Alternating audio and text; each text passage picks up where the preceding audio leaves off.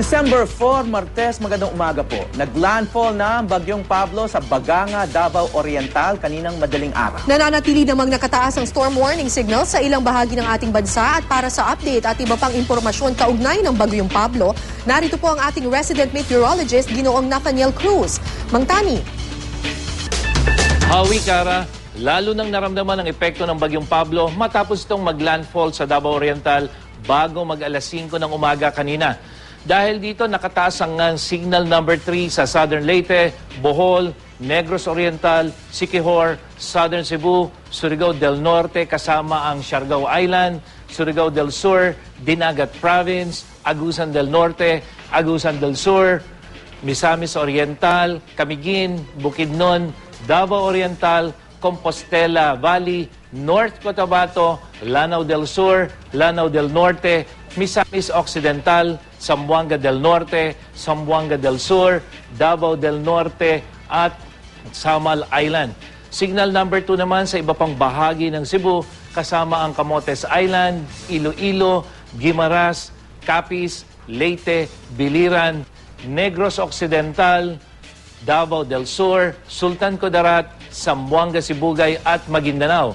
Habang signal number 1 naman sa Palawan kasama ang Calamian Group of Islands, Ticao Island, Masbate, Northern Samar, Eastern Samar, Western Samar, Aklan at Antique, kasama ang Basilan, Sarangani, South Cotabato.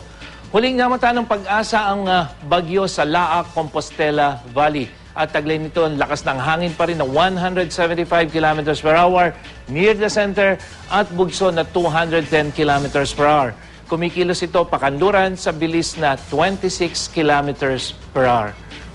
Hawi? Mang Tani, hihina na po ba ang Bagyong Pablo matapos maglandfall? Yes, Hawi. Yan yung inaasahan natin na ito ay hihina dahil tatama ito sa kalupaan ng Mindanao. Pero magdadala pa rin ito ng mga pag-ulan sa buong Mindanao halos. At base nga dito sa ating rainfall forecast, makikita pa rin natin itong kulay orange at kulay pula na tatama at mararamdaman dito halos sa buong Mindanao na rin yung ibang bahagi ng Visayas. So yan yung mga malalakas na ulan, kaya pinapayuhan pa rin natin yung mga residente riyan na maging alerto sa posibleng pagkakaroon ng landslide at pagbaha. At sa Visayas, asahan din natin yung mga pag-ulan, lalong-lalo na dito sa may Southern Negros hanggang dyan sa may Cebu dahil dyan halos dadaan o malapit dyan yung sentro ng bagyong si Pablo. At kung hindi naman magbabago ang direksyon ng bagyong ito ay mamayang gabi, dadaan uli yan dyan sa may Sulusi. Pero kapag nasa karagatan na, inaasahan natin uli ito na muling lalakas habang tinutumbok naman yung direksyon patungo rito sa Palawan. Mang Tani, mukhang malaki po yung sakop nitong Bagyong Pablo kung nakikita po natin dun sa ating rainfall forecast. Pero ang kumpara ninyo po dun sa Sendong, sabi ninyo mas marami itong hangin, itong Bagyong Pablo, kumpara sa ulan. Kung ikukumpara natin sa Bagyong Sendong, tama po ba, Mang Tani? Tama yun, Kara. Mas malakas na dihamak itong bagyong si Pablo kaysa dito sa bagyong Sendong na tumama noong nakaraang taon pagdating sa lakas ng hangin, Kara. Pero pag sa ulan, mas marami pa rin yung Sendong. Oo, mas marami pa rin yung Sendong. Pero ito rin yung ating tinitingnan dahil sa ngayon nga, dahil kapag ito ay humina at ito yung inaasahan natin, maaring pumalit doon sa lakas ng hangin ay ito namang dami ng ulan. Pero dahil matuloy nga itong takbo nitong bagyong si Pablo, ito yung titingnan natin kung mapapalitan ba yung dami ng ulan kung sakaling humina itong sentro o yung daladalang hangin itong bagyong si Pablo. And, at, yes, Kara. And right now, Mang Tani, mukhang Visayas at saka Mindanao yung tatamaan. Talaga bang ito na yung storm track o magbabago pa ito na pwede pa itong lumihis at tamaan din ng Metro Manila at Luzon? Kara, sa ngayon ay halos ito na yung ating nakikitang tatahakin itong bagyong si Pablo. Pero meron pa rin tayong uncertainty o itong cone of uncertainty na kung saan yung sentro ay posibleng lumihis panorte. Pero kung lilihis man yan, ay makikita natin nandito yung Metro Manila, lubhang malayo yung sentro nitong si Pablo dito sa Metro Manila para maapektuhan tayong direkta, lalong-lalo na yung hanging daladala nito. Yeah, Yeah, Mang Tani, factor ba yung oras ng paglandfall? Kasi itong bagyong Pablo, mukhang umaga na, no? Yung Sendong kasi gabi, no? Hating gabi nung naglandfall, mukhang nasurpresa yung maraming residente lalo na sa Northern Mindanao, no? Malaking factor ba yung oras ng paglandfall ng isang bagyo?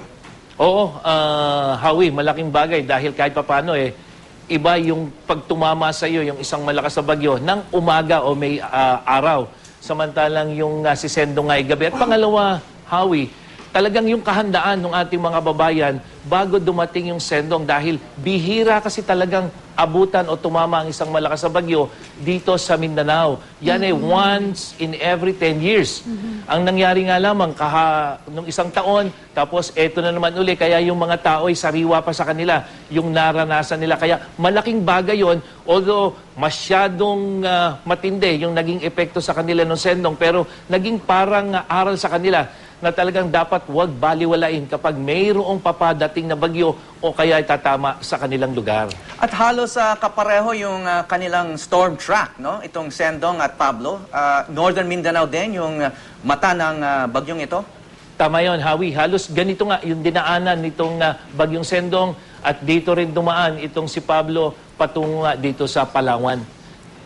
At isa pa, yung tanong kanina ni Cara, doon sa Metro Manila, posibleng hindi natin maramdaman yung epekto nito, pero mararamdaman natin yung ulan na dala-dala, yung kasing hanging amihan ay hahataking bahagya nitong bagyong si Pablo habang ito ay dumadaan dito sa May Sulusi. Kaya may mga pag-ulang maranasan, lalong-lalo na dito sa May Luzon. At base nga rito sa wind map ng Weather Central, malalakas na hangin din po ang mararanasan, lalong-lalo na dito sa May Northern Luzon. Sanhi po yan ng malakas na hanging amihan, hindi yung direktang epekto nitong bagyong si Pablo. Kaya dahil sa bagyo, asahan naman po natin yung storm surge at matataas na alon dito sa eastern seaboards ng Visayas at dyan sa Mindanao. At may pagtaas din po ng alon dyan sa seaboards sa seaboard ng Northern Luzon. Kaya pinapayuhan po yung ating mga maglalayag na umiwas po muna sa mga nabanggit na baybayin para sa inyong kaligtasan. At para sa karagdagang weather update, puntahan lamang po ang website o Facebook page ng GMA Weather. Ako po si Nathaniel Cruz para sa I Am Ready, serbisyong totoo ng GMA News. Maraming salamat po, GMA Resident Meteorologist Ginoong Nathaniel Cruz.